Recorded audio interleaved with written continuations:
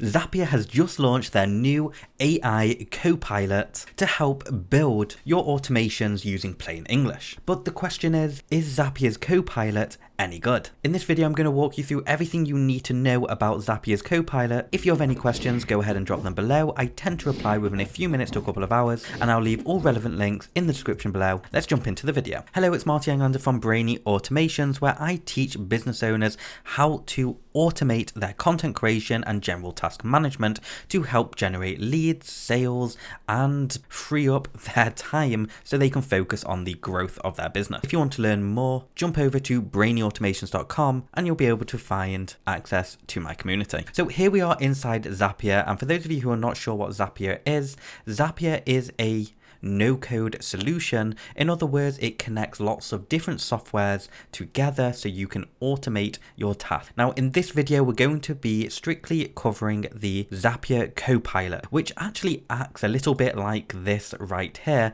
And if you don't have access to this, it's because it's in the beta and you need to be part of the beta side of Zapier. And if you want to apply for that, you just go to the homepage and get access to the early access program. Let's head over to Create and then New Zap. The interface is the same as always, apart from one different thing.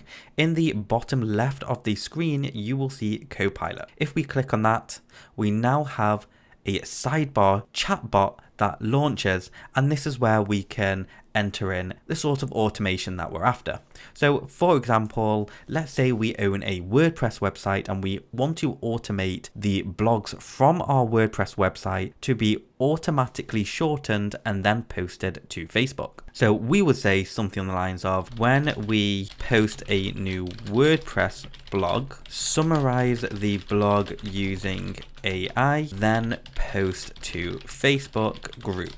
And now once we've written what we want in plain English, we would just do send. Copilot is now thinking, probably trying to understand what we're after, and just like that, it comes up with this Zap outline. So if we click the add all steps to outline, we now have a trigger, which is when a new post in WordPress, so that's actually correct. It's then connecting Google's Vertex AI, which is also known as Gemini. So it's using an AI to shorten the post, and then it's added the post to Facebook. So just like that, we actually have the outline of our account. Now, the only thing with this is it doesn't pre-populate the information inside the triggers. So you will still have to go in and sign into the accounts and match all of the relevant fields with the dynamic data. So whilst it's a bit useful because you might not know which apps to use in order to achieve the overall automation you're after, there's still quite a lot of mapping that you need to do. But we'll take our wins where we can, because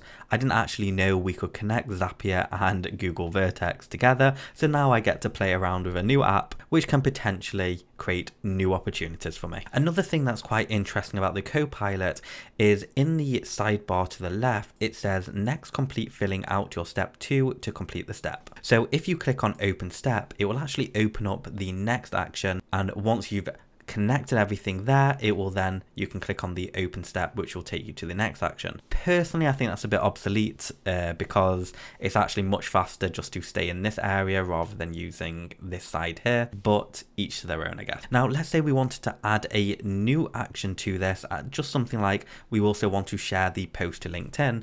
We'll type it in here, do send, and then it will replace the last step of the Zap, which isn't exactly ideal because we may want to be adding things to the Zap rather than replacing the action. Overall, that's everything that you need to know about Zapier's Copilot. It's currently still in beta, so they're still developing it, still tweaking it and making it better. And there's even a chance that they could remove it if it's not something that sits well with their customers. However, it's got quite a lot of potential because being able to talk to Zapier in plain English and letting Zapier do all the thinking for us, so we don't need to explore lots of different apps to try and find which one works. It will just give us the answer straight away, is always a nice thing to have.